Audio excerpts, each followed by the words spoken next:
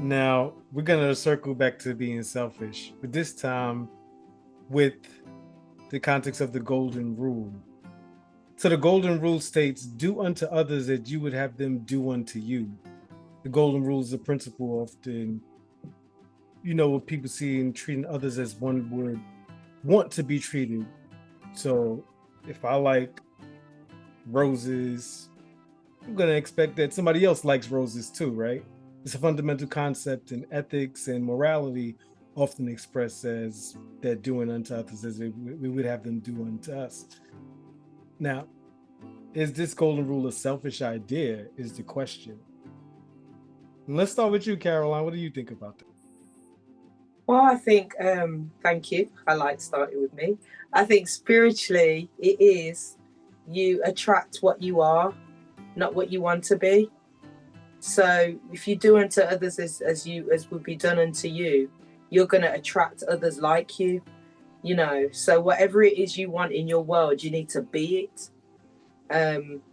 So I think that was my first thought on it, is that I think there's a misconception that we sit and we want to be things, but that's not how it works energetically and spiritually. How it works is you don't aim to be, you are it. I am. And in me being loving and kind and caring and empathetic, I attract loving, kind, empathetic beings. And again, back to boundary setting, you evict anything that, like Cynthonia said right at the start, you evict anything that don't fit into that. So yeah, I absolutely believe in the golden rule, and you do unto others as you would want done unto yourself. Do you think it's selfish, though? Do you think it's a selfish idea? It's selfish in a good way. Like you said, going back to your definition of selfish, what I was saying to the girls the other day about, these millionaires that do all this philanthropy and they give all this money out and stuff. It's not necessarily out of the goodness of their heart. It's the law of reciprocity. And they know that if I want more money, I need to give money out. If I hold it, I'm disrupting the flow, the energetic flow of it, So you got to give it to get it. If you don't give it, you ain't going to get it. So it's selfish in the fact of, this is for me. It's a generous act, but really it's for me.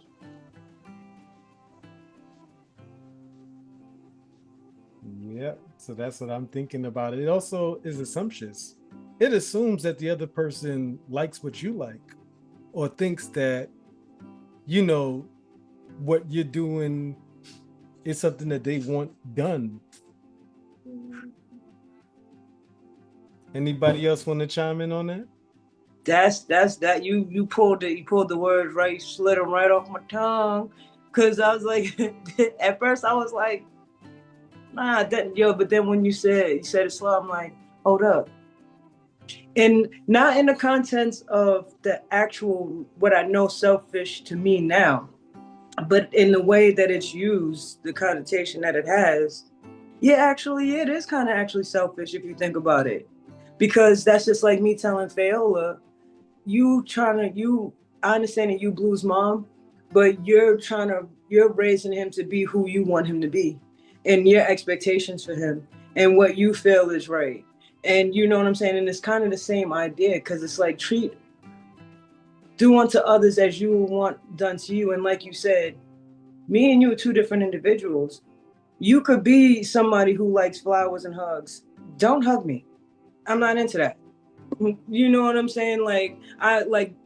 So different love languages, different, you know what I'm saying? And just to say, like, somebody wants to be treated the way I want to be treated is selfish. It's a selfish way to think. I do unto others as they presume, as they show what they are deserving of, or what they, you know what I'm saying? I treat everybody accordingly to what they are, to how I move into their energy. So as I was studying Morris science, this came up, and they said there's something called the platinum rule: do unto others as they would like done unto them, not as you want done unto you.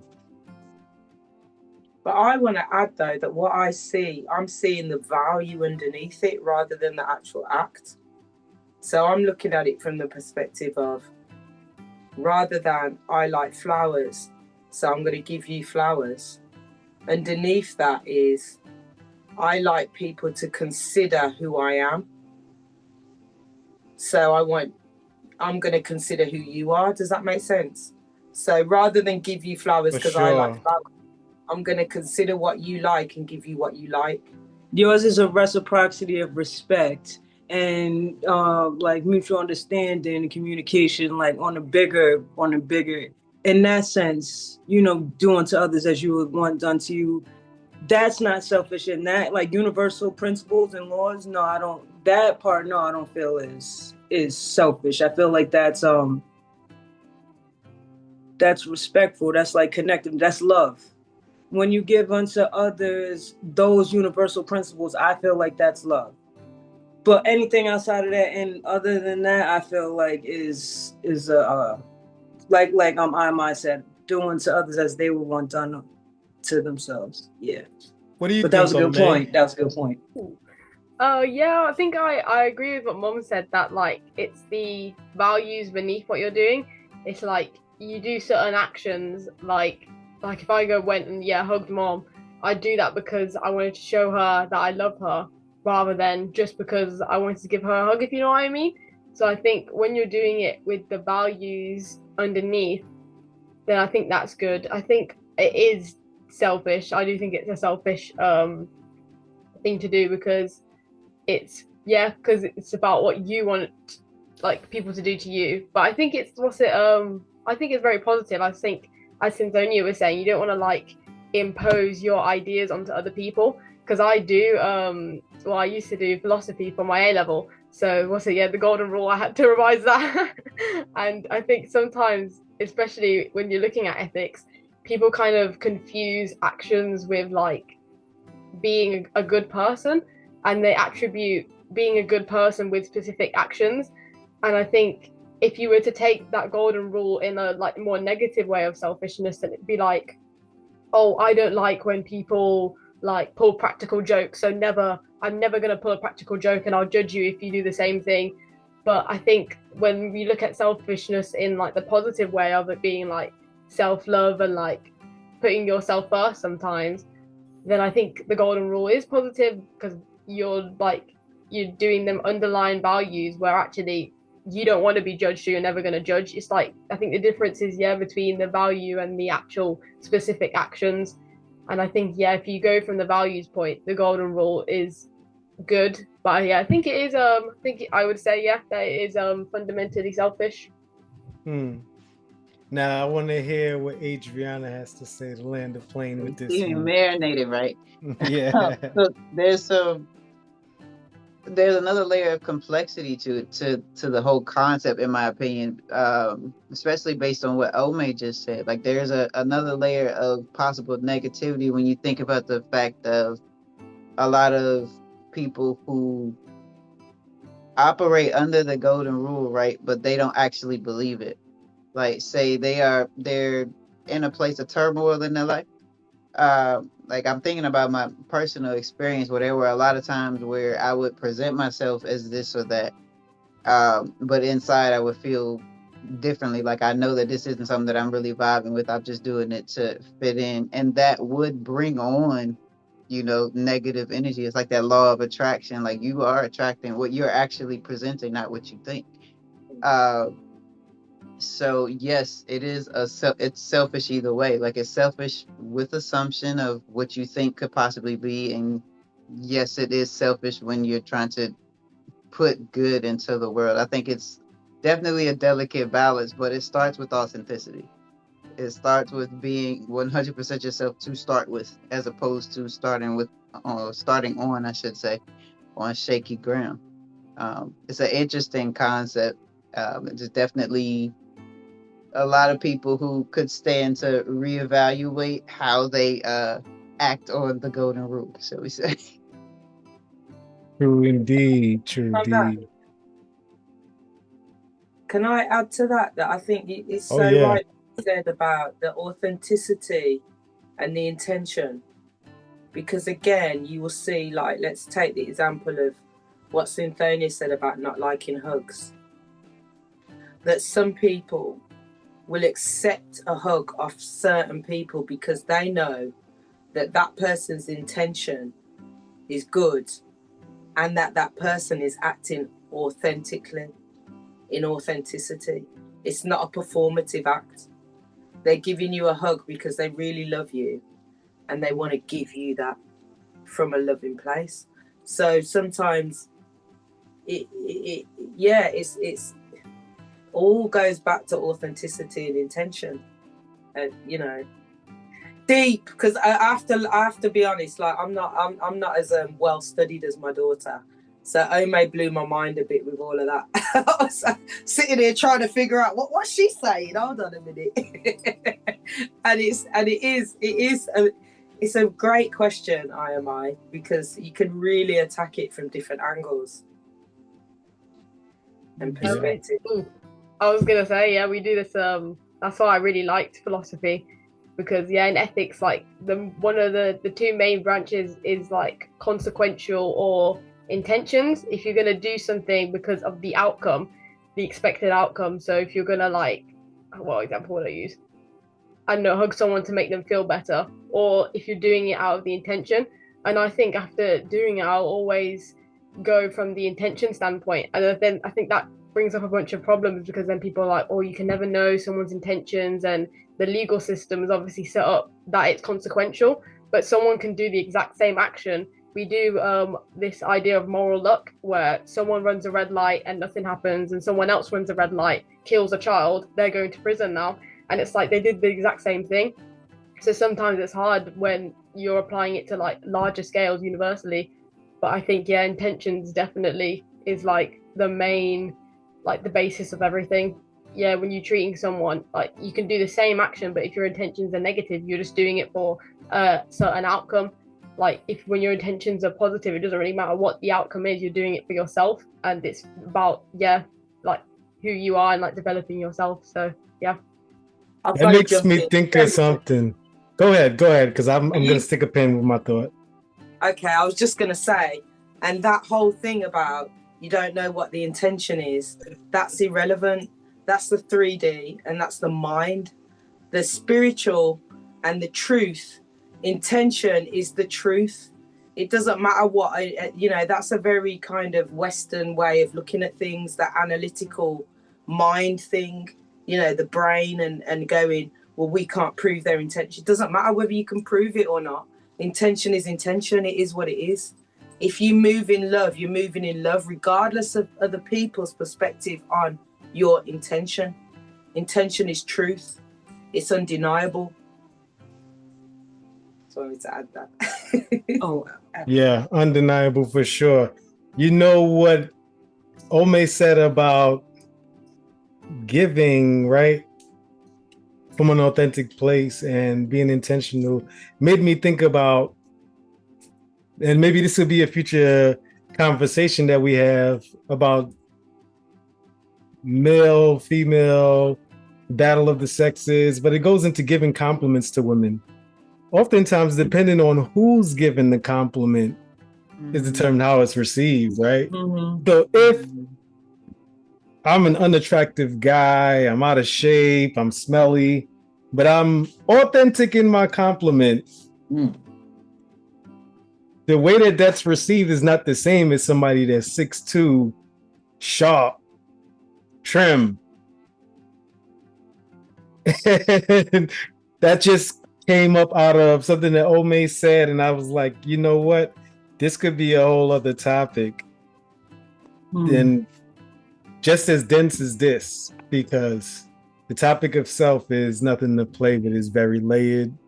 We have many sides to the self, as we talked about the dark and the light, the yin and the yang. Adriana brought up there's dark within the light.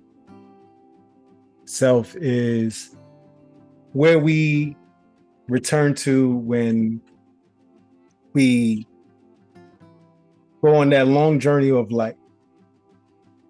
It's always a returning to self. Cynthonia? You had a. I was You gonna say something, but I forgot, so I'm just leaving it alone. It has something to do with what Omae said, but I lost it. So I just want to say as well. I think what you just said, I about who's delivering it. I think that I can only speak from my own personal experience, and I would say for me, I would say that's not true for myself because of who I am spiritually. All right. So I wouldn't. I might find 6'4" well presented dude a bit slimy, maybe.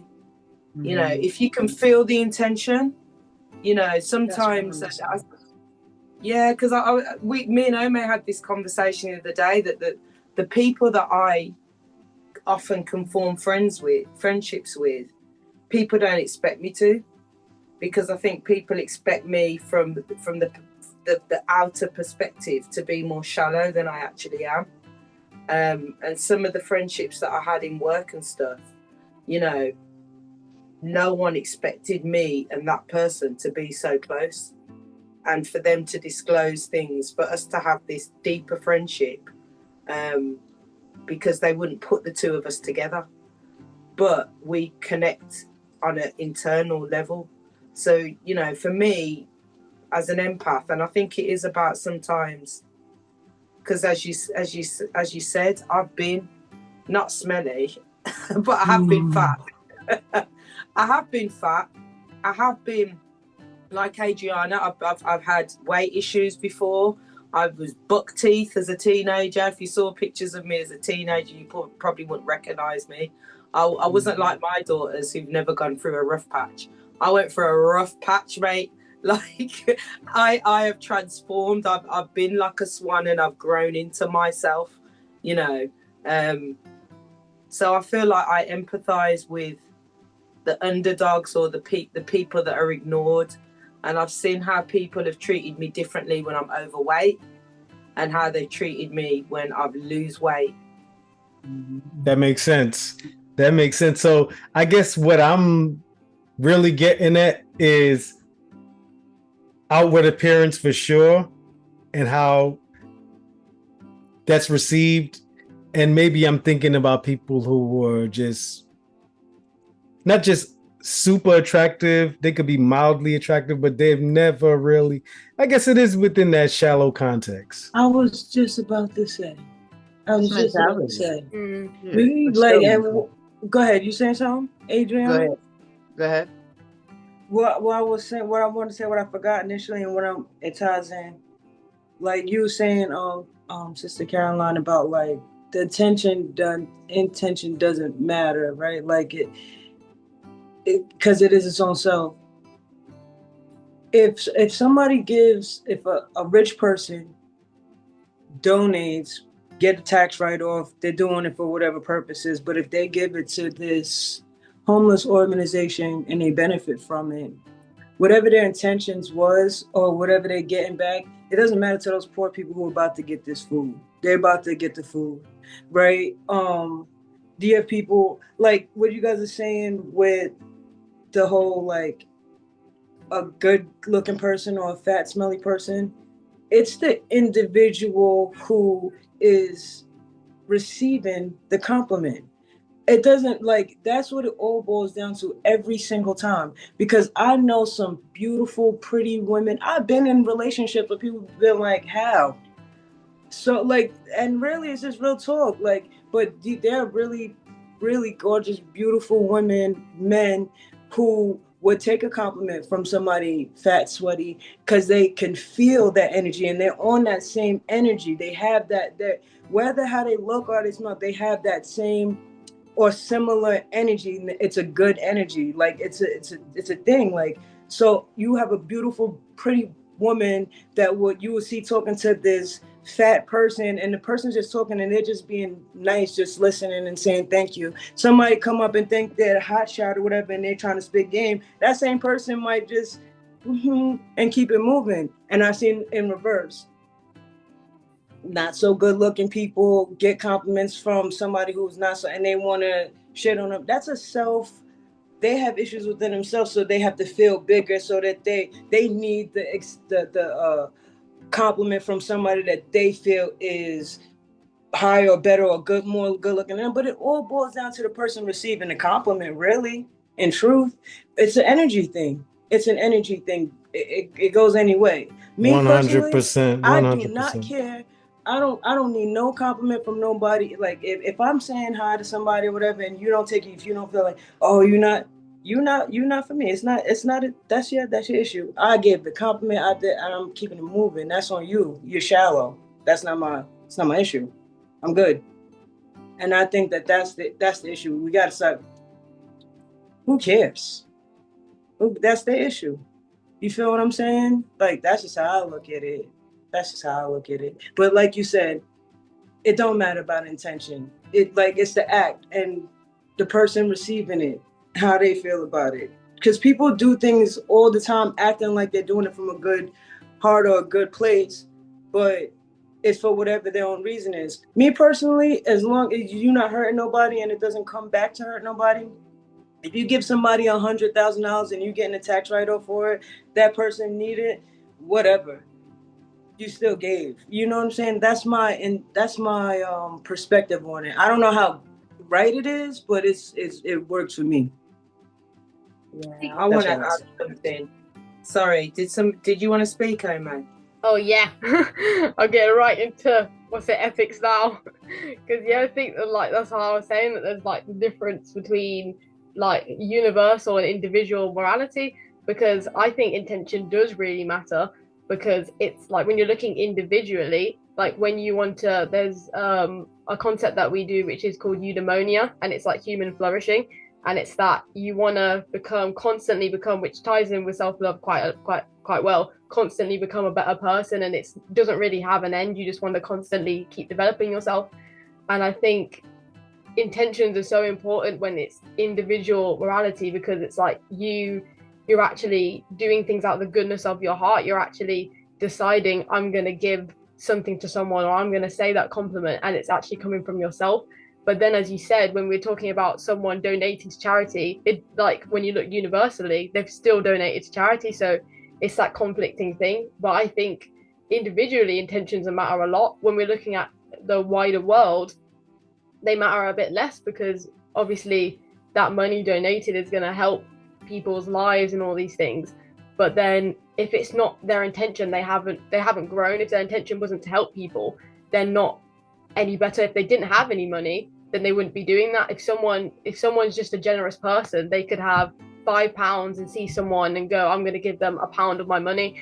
And I think that's the difference, because sometimes not everyone's always going to be in them circumstances where they can donate a bunch of money. But I think that's where, because doing ethics, that you kind of, as I said, you go between both different sides. But I think individual like behavior, you actually developing morally and you developing spiritually, is way more important than however it looks on the outside, however the impacts on the wider world. Because then if everyone focused being like more moral individually, then as a whole everyone would become more moral. You know what I mean? Man, touche.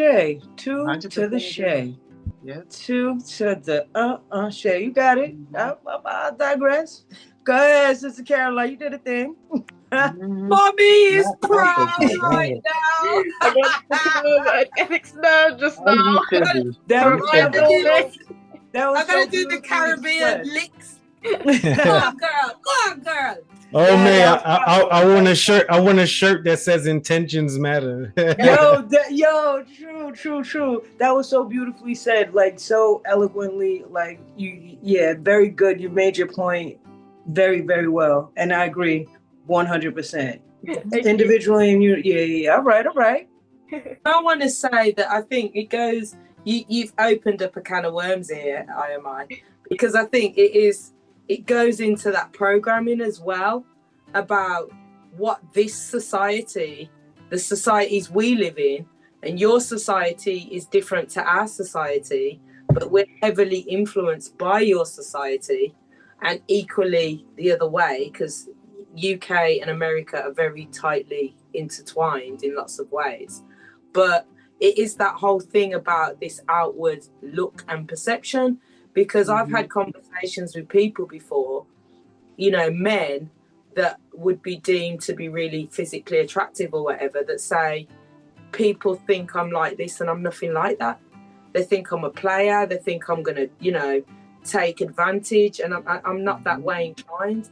You know, I've had young people. I remember when I worked in a college and we would do the sex talk or whatever, because we had to do the sexual education talk. And a lot of the boys and some of the really, you know, charismatic, intelligent boys would be saying, I don't like when girls throw themselves at me.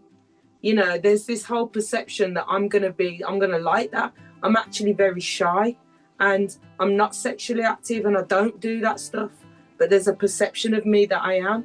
And then I think for females as well, which I've experienced, and I think it's very fortunate that Omae's generation is changing. But that whole thing of, as a woman, you can't be physically attractive and intelligent. You've got to be one or the other. And when you combine the two, people don't know what to do with you. You know what I mean? You're supposed, if you're highly intelligent, you're supposed to look a bit more geeky. You're supposed to, you know, you can't be fashionable and do your hair and your nails and be a law professor, you know. But the times are in now, that's changed as time's gone on. And I think For that's sure. Yes. The times have changed. Yeah.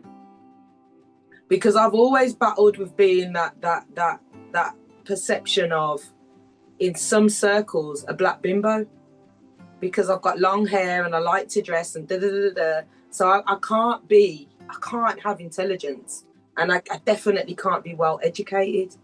And I've seen that with some of my nieces as well. Like we are very well presented. It's part of our family culture. But we're also very well educated. So I love the fact that things have changed so dramatically for the younger generations. You can be much more, and for yourself, you know, like Cynthonia, we've talked about being a woman that is attracted to women. Whether you want to put a label on yourself around that is up to you, you know, because again, you don't have to label yourself either. But women, you can be very feminine and walk around in trainers and jeans and sweatshirts, and no one's going to say anything now. But 20 years ago, if you did that, you were masculine. So I actually experienced that one.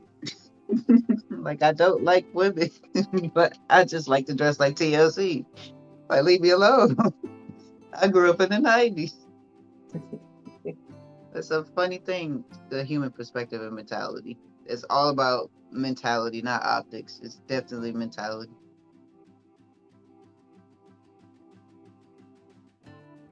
It's a freer time, and when I say to the young people, I really mean it. What a time to be alive, because there's so many I knows that the society shackles when I was growing up was so much tighter. You had to be like this and you have to do this, and if you do this, then that means that. Whereas now you can be a lot more free.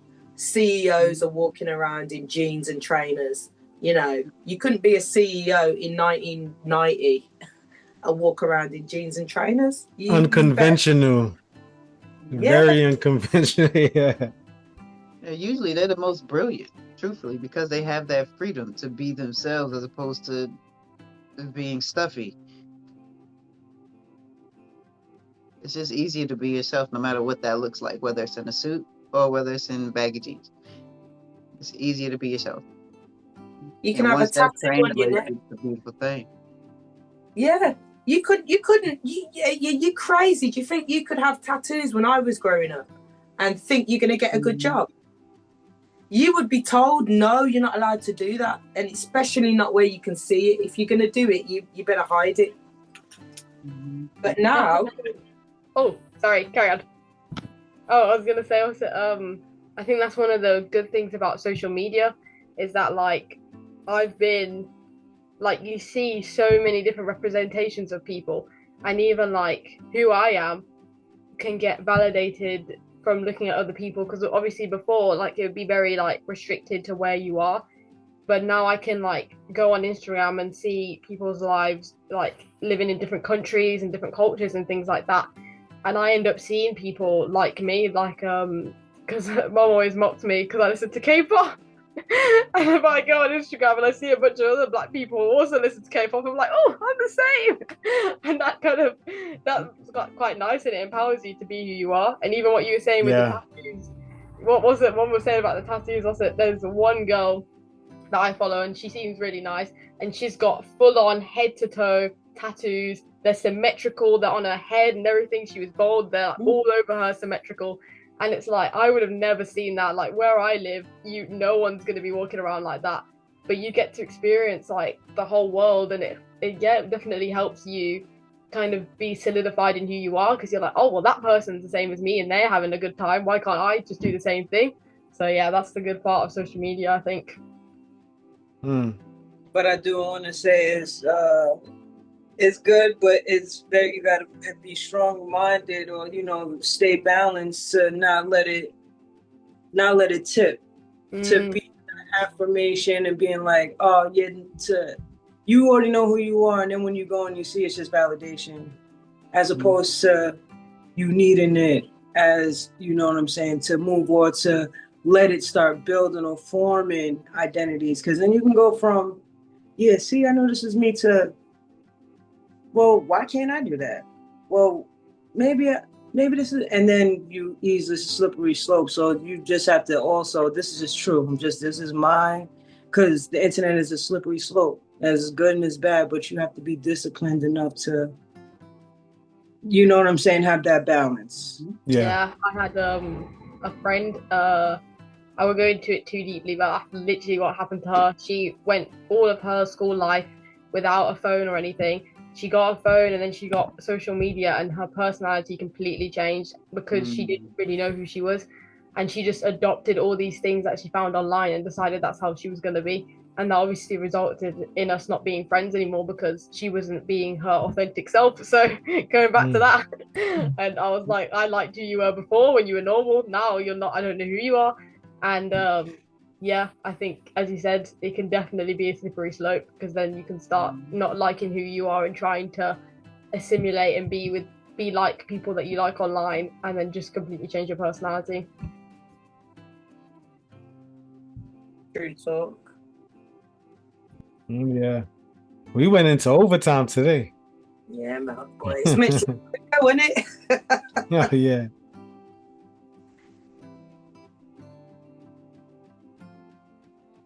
Can I just say that I think I've really enjoyed this conversation. I really have enjoyed it. And it all goes back to even that last point that Cynthonia made. It goes back to that solid sense of self. Wherever you go in this world, whatever you're doing, if you've got a solid sense of self, you will be fine. But if your self-love ain't on point, and if you don't know thyself, and even that, a lot of people don't even know what that means, know thyself. I lost myself, or went really far away from myself is probably more accurate, and had to return to self. And I'm strong in self. So I think that, again, the universe will show you. But even that concept, even as I'm saying it, I'm correcting myself, because I'm like, I thought I was strong in self, but that was having lots of imposition. And what you said in your promo, Cynthonia, about you might have to do things that the people around you don't like. Even this was a real stretch for me, because everybody around me isn't going to do this. They're uncomfortable with this. And it took me finding you guys to do this, to give me the full confidence and permission to do it. So that whole concept of knowing thyself sounds so simple. Know yourself. But it is deep introspective work, you know. Know thyself equals journey. It's a lifelong thing. You have to to become yourself, you have to learn yourself to love yourself. That's a journey.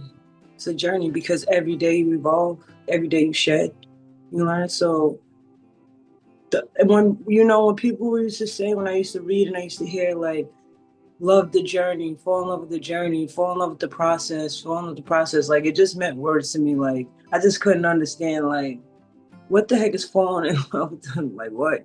Now I truly, truly, truly, truly understand what, like, loving the journey and loving the process is. It's like, it's not going to be perfect. It's not going to be comfortable. You're going to have to sacrifice some friends, sacrifice some things, give up some vices. But in going through all of those things, trying, failing, progressing, falling back, going more, coming back a little, going more again. And that process is just like, now I could say, I never, ever, ever, before I got on this group with you guys, never, ever, ever have I ever had a moment in my life where I would do something, accomplish something or whatever, and just be like, I'm proud of myself.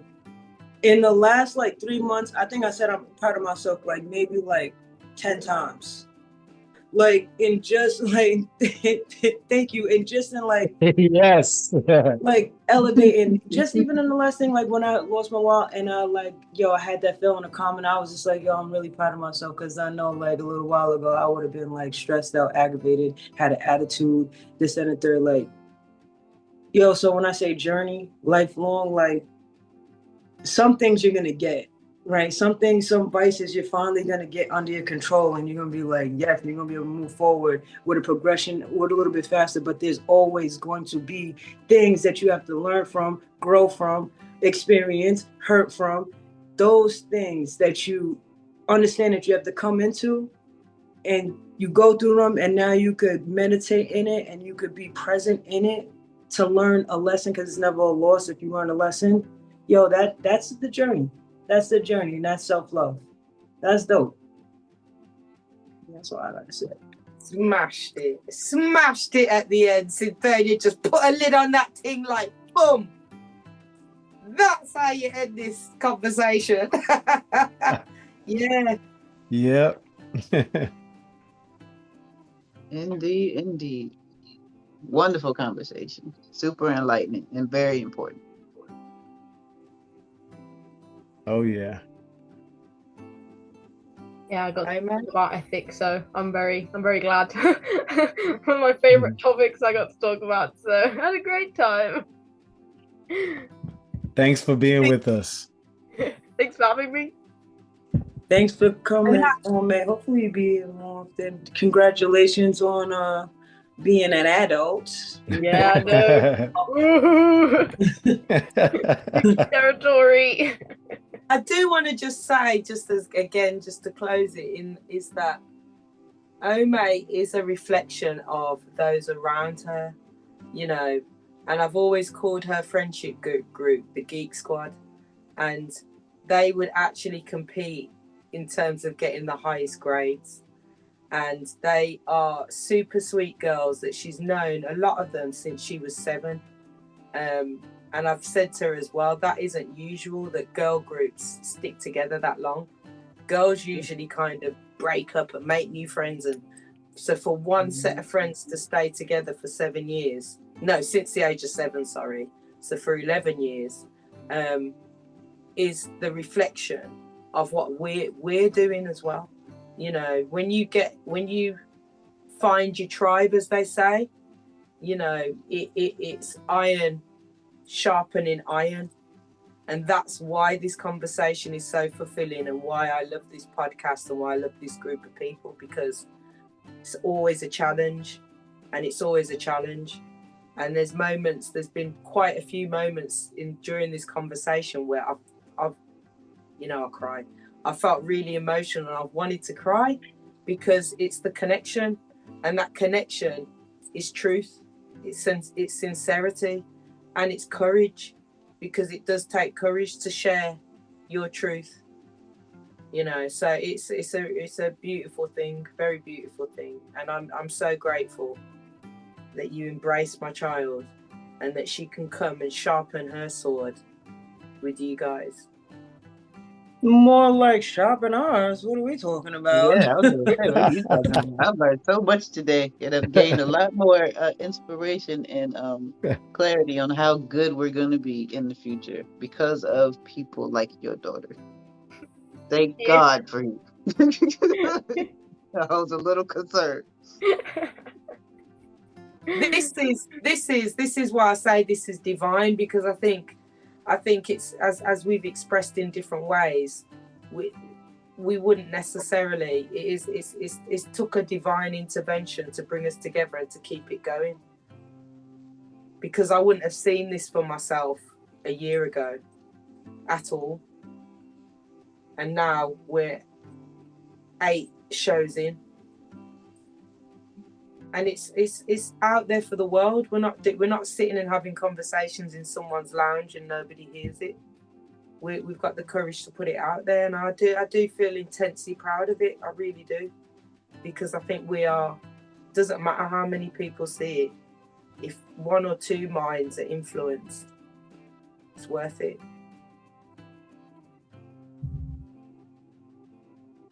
I will let you close now, I, because I keep talking. Shut up, Caroline. Well, we're both hosts, so either way it's fitting. But yes, there's work going on here, so you may hear in the background. But this has been another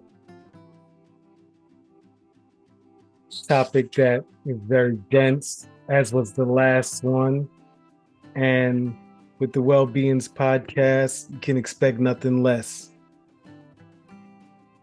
Yeah, thanks. And the next one, while we're here, as we know what it is going to be, it's gender, isn't it? It's going to be the male-female.